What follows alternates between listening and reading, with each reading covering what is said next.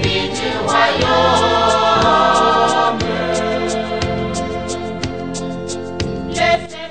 Oui, le Seigneur est sorti pour semer. Ton sillon est-il prêt pour recevoir la semence? Voilà, frères et sœurs, bienvenue à vous tous pour notre rendez-vous de tous les matins.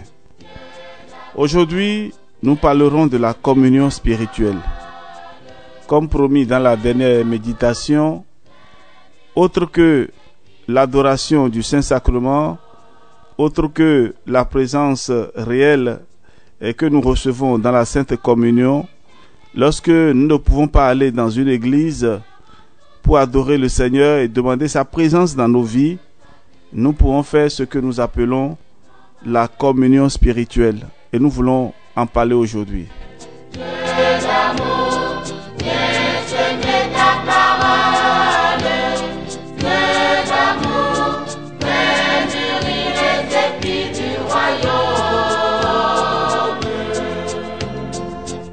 Oui, frères et sœurs bien-aimés, la communion spirituelle est la réserve de vie et d'amour eucharistique toujours disponible pour tous ceux qui sont épris de Jésus hostie. De fait, grâce à la communion spirituelle, les désirs d'amour de l'âme, voulant s'unir à Jésus, le divin époux, sont satisfaits. La communion spirituelle est l'union d'amour entre l'âme et Jésus hostie, union toute spirituelle mais réelle, plus réelle que la même union entre l'âme et le corps, parce que l'âme vit plus là où elle aime que là où elle est, nous dit Saint Jean de la Croix. Donc l'âme vit plus là où elle est et elle aime que là où elle est. Voilà. Et la communion spirituelle suppose, et c'est évident, la foi en la présence de Jésus dans le tabernacle. D'accord? La communion spirituelle suppose la foi en la présence de Jésus dans le tabernacle. Elle comporte le désir de la communion sacramentelle. Elle exige le remerciement pour le don reçu de Jésus. Et tout cela est exprimé avec simplicité et brièveté dans ces paroles de saint Alphonse Marie de Liguori. Au fait, la communion spirituelle, c'est le désir d'avoir Jésus en nous. Puisque nous ne pouvons pas nous rendre dans une église et puisque nous ne pouvons pas le recevoir sacramentellement dans la messe, dans l'Eucharistie, voilà, nous désirons qu'il vienne au moins spirituellement dans notre cœur. Et voici la prière. C'est une prière de saint Alphonse Marie de Liguori, une prière qui est dans le livre Les visites au Très Saint Sacrement et à la Très Sainte Vierge Marie de saint Alphonse Marie de Liguori. Et ceux qui ont les moyens, ils peuvent l'acheter déjà sur Amazon. Il suffit seulement de taper les visites au Saint-Sacrement de saint Alphonse et vous allez trouver cela. Et peut-être avec le temps, et nous en parlerons. Nous organiserons aussi des visites au Saint-Sacrement avec ce livre-là pour vous permettre d'entrer vraiment dans le cœur eucharistique de Jésus avec saint Alphonse Marie de Liguori. C'est le saint qui a beaucoup parlé de l'Eucharistie et vraiment à son école nous avons beaucoup à apprendre. Alors la prière que nous devons faire pour la communion spirituelle est ainsi: mon Jésus, je crois que vous êtes présent dans le très saint sacrement. Je vous aime par-dessus toutes choses et je vous désire dans mon âme. Puisque à présent je ne puis vous recevoir sacramentellement, venez du moins spirituellement dans mon cœur. On fait une pause et après on dit: comme vous y êtes déjà venu, je vous embrasse et m'unis entièrement à vous. Ne permettez pas que je me sépare jamais de vous. Voilà donc la prière de la communion spirituelle. Donc vous avez donc compris l'esprit. Et en comprenant donc déjà l'esprit, vous pouvez formuler spontanément et personnellement cette prière. Et je reprends. Mon Jésus, je crois que vous êtes présent dans le très saint sacrement. Je vous aime par-dessus toutes choses et je vous désire dans mon cœur. Puisque à présent je ne puis vous recevoir sacramentellement, venez du moins spirituellement dans mon cœur. On marque une pause. Comme vous y êtes déjà venus, je vous embrasse et m'unis entièrement à vous. Ne permettez pas que je me sépare jamais de vous. Voilà donc la prière. Et il y a 3 points fondamentaux. C'est-à-dire le désir de Jésus, le désir que nous avons de Jésus dans notre âme. Et comme nous ne pouvons pas le recevoir en ce moment, sacramentellement, et qu'il vienne au moins spirituellement dans notre cœur. Voilà donc les 3 points que vous ne pouvez pas oublier. Il y a le désir de le recevoir. Mais puisque nous ne le pouvons pas maintenant, qu'il vienne au moins spirituellement dans notre cœur. Voilà. Donc si nous était possible d'aller à l'église et participer à la messe et recevoir la communion, ce serait vraiment bien. Mais puisque nous ne pouvons pas aller à la messe et nous sommes peut-être à la maison, ou bien tout simplement nous sommes au travail et notre désir ardent est de le recevoir en ce moment, alors on peut faire ce qu'on appelle la communion spirituelle. Mon Jésus, je désire que vous veniez dans mon âme. Puisque à présent, je ne pourrai pas vous recevoir sacramentellement dans mon âme, venez au moins spirituellement dans mon cœur. Et puis c'est fini. Ouais. Et vous pouvez même augmenter et modifier et approfondir même cette prière-là. Toujours avec amour. La communion spirituelle produit les mêmes effets que la communion sacramentelle selon nos dispositions en fonction de notre amour plus ou moins intense, de notre désir de recevoir Jésus, de nous entretenir avec lui. Le privilège exclusif de la communion spirituelle est de pouvoir la faire aussi souvent que nous le voulons, même des centaines de fois par jour, quand nous le voulons, même de nuit et où nous le voulons, dans un désert ou en plein vol. C'est-à-dire, la communion spirituelle peut se faire à tout moment et en toutes circonstances. Il est recommandé de la faire à la messe à laquelle nous assistons sans pouvoir faire la communion sacramentelle. Je sais que vous avez compris, il y en a qui participent à la messe mais qui ne peuvent pas recevoir la communion. Alors, au moment où les autres sont en train de recevoir la communion, vous pouvez faire la communion spirituelle à votre place. Et parce que vous êtes empêché pour des raisons ecclésiales et alors pastorales, alors qu'est-ce qu'il faut faire? Pendant que les autres sont en train de recevoir la communion sacramentelle, et vous faites la communion spirituelle. Mon Jésus, et moi aussi, je désire te recevoir comme les autres. Mais puisque je suis empêché, viens au moins spirituellement dans mon cœur. Et donc tu fais ta prière là. Et si tu as vraiment les mêmes dispositions, tu auras les mêmes grâces que celui qui a reçu réellement et physiquement la communion. Alors, donc je disais que il est recommandé de la faire à la messe à laquelle nous assistons sans pouvoir faire la communion sacramentelle. Au moment de la communion du prêtre, nous communions spirituellement en appelant le Seigneur dans notre cœur. Ainsi, la messe à laquelle nous assistons est complète. Offrande, immolation et communion. Ce serait un grand bien à demander de toutes nos forces, soit que dans l'Église, nous arrivions rapidement à réaliser le souhait du Concile de Trente, qui dit ceci, que tous les chrétiens communient à chaque messe à laquelle ils assistent. Vous avez compris? C'est le souhait de l'Église. Et il est de fait possible de communier de nouveau dans la même journée au cours d'une messe à laquelle on participe entièrement. À Pâques et à Noël, même en ayant participé à la messe de minuit.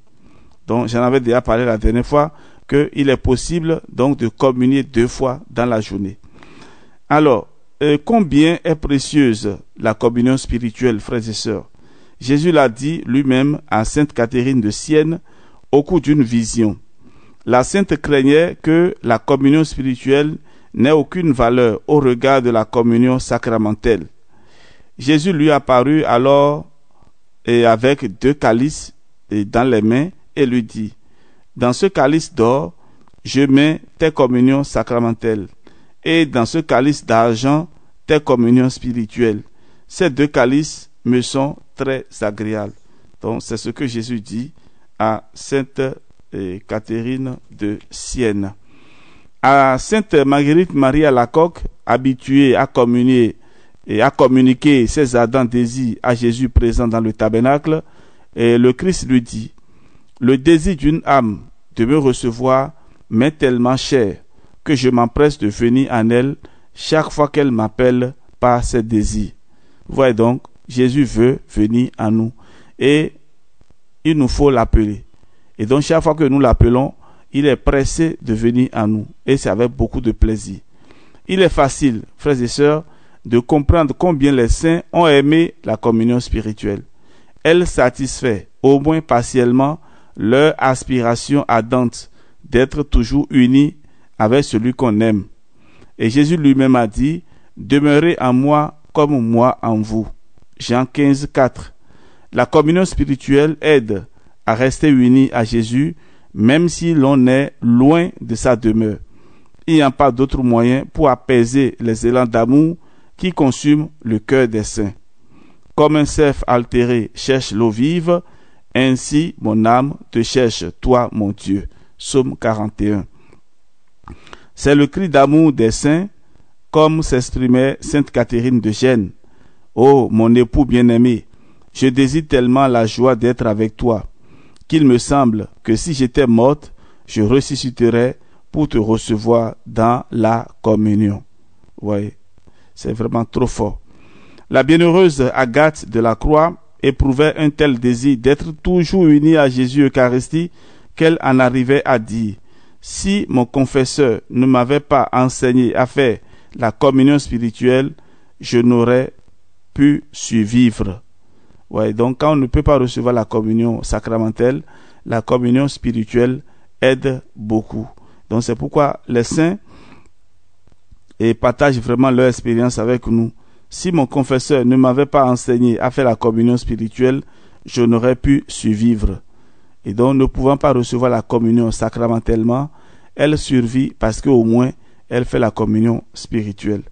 Pour Sainte Marie Françoise des 5 Plaies, la communion spirituelle était l'unique soulagement à la douleur qu'elle ressentait d'être enfermée dans sa maison, éloignée de son amour, spécialement quand il ne lui était pas possible de recevoir la communion sacramentelle. Alors, montant sur la terrasse de la maison et regardant l'église, elle soupirait: bienheureux ceux qui t'ont reçu aujourd'hui dans le Saint-Sacrement. Ô Jésus, heureux les murs de l'église qui gardent mon Jésus. Bienheureux les prêtres qui sont toujours près du très aimable Jésus. Vous voyez ce que les saints nous disent. Alors, frères et sœurs, en conclusion, seule la communion spirituelle pouvait apaiser un peu la conscience des saints. Et nous aussi, nous devons aimer la communion spirituelle à tout moment dans la journée. Et je connais un jeune homme, au début de sa vocation, et il avait programmé dans sa montre que la montre sonne. Il avait mis l'alarme toutes les 15 minutes. Et toutes les 15 minutes, il faisait la communion spirituelle. Alors aujourd'hui, pour programmer l'alarme sur les téléphones, les smartphones, vous voyez, c'est chose très pratique. Alors, au lieu de regarder à chaque 2-3 minutes son téléphone, nous pouvons aussi programmer le téléphone que à chaque 15 secondes, non, à chaque 15 minutes, que l'alarme sonne pour nous inviter à la prière. Hein, frères et sœurs, on peut faire aussi la même chose. On peut faire aussi peut-être chaque 30 minutes ou bien, si on le veut, chaque heure qui sonne, on peut faire la communion spirituelle. Et donc, si on enlève le repos de la nuit et de 22h à 6h, je pense que dans une journée, on peut faire autant de communion spirituelle. Et que le Seigneur nous donne vraiment cette force-là. On se retrouvera demain pour continuer. Et là, dans la méditation de demain, je vous parlerai de comment vivre avec Jésus toute la journée, hein, en partant toujours de l'exemple des saints. Donc quand je parle de la communion spirituelle, c'est vivre au fait avec Jésus à tout moment. Et j'en parlerai encore demain et si possible répondre à certaines questions. Que Dieu notre Père vous bénisse et vous protège. Au nom du Père et du Fils et du Saint-Esprit. Amen. À demain pour la suite. Soyez bénis.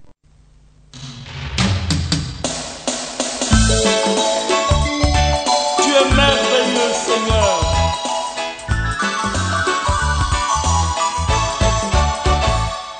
Merveilleux d'amour, merveilleux de Dieu.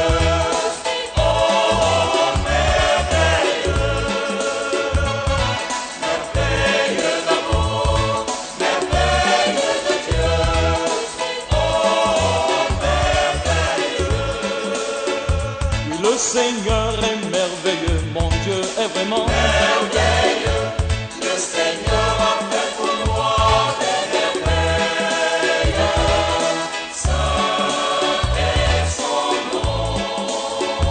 Oui, le Seigneur est merveilleux, mon Dieu est toujours merveilleux. Le Seigneur a fait pour moi des merveilles. Saint est son nom.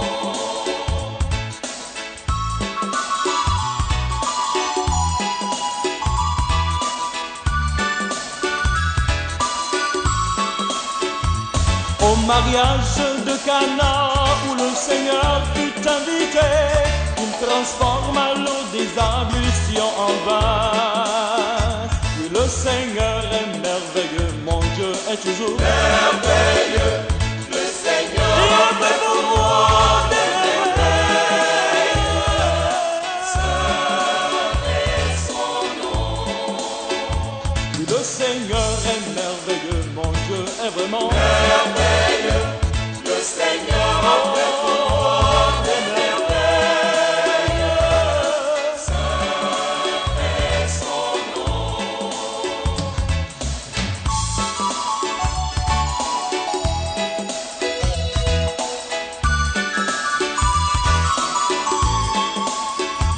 Les oiseaux du ciel ne sèment ni ne moissonnent le grain, mais votre Père céleste les nourrit. Oui, le Seigneur est merveilleux, mon Dieu est vraiment merveilleux. Le Seigneur a fait pour moi des merveilles. Saint est son nom. Oui, le Seigneur est merveilleux, toujours vraiment merveilleux. Le Seigneur a fait pour moi des merveilles. Saint est son nom. Merveilleux d'amour, merveilleux de Dieu. Oh, merveilleux. Merveilleux d'amour, merveilleux de Dieu. Oh, merveilleux.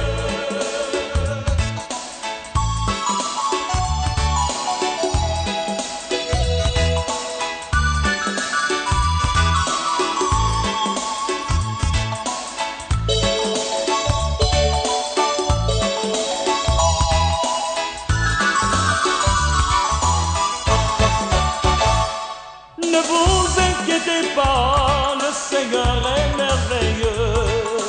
Oh, amen, le Seigneur est merveilleux. Le Seigneur est merveilleux, il est vraiment merveilleux. Alléluia. Oh, amen, le Seigneur est merveilleux. Au mariage de Cana où le Seigneur fut invité, il transforma l'eau des ablutions en vin. Et oui, ne soyez pas inquiets, le Seigneur est merveilleux. Amen, le Seigneur est merveilleux. Le Seigneur est merveilleux, il est vraiment merveilleux. Alléluia. Amen, amen. Le Seigneur est merveilleux.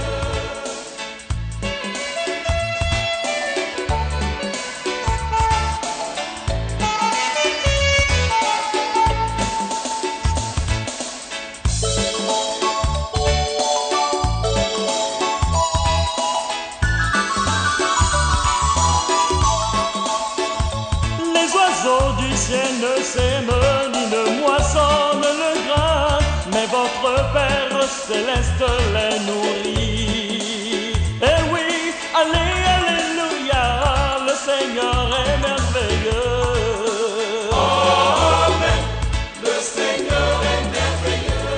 le Seigneur est merveilleux, il est vraiment merveilleux. Alléluia. Amen. Le Seigneur est merveilleux. Oh oui, ne soyez pas inquiets, car notre Dieu est merveilleux. Amen. Le Seigneur est merveilleux. Oui, le Seigneur est merveilleux, il est vraiment merveilleux. Alléluia. Amen. Le Seigneur est merveilleux.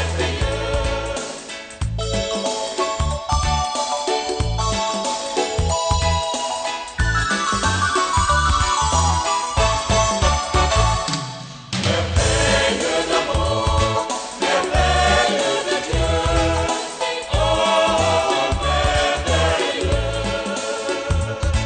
Merveilleux d'amour, merveilleux de Dieu. Oh, merveilleux. Oui, le Seigneur est merveilleux, mon Dieu est toujours merveilleux. Le Seigneur il fait pour moi des merveilles. Son nom. Oui, le Seigneur est merveilleux, mon Dieu est vraiment merveilleux. Le Seigneur oh, fait pour moi des merveilles. Saint est son nom.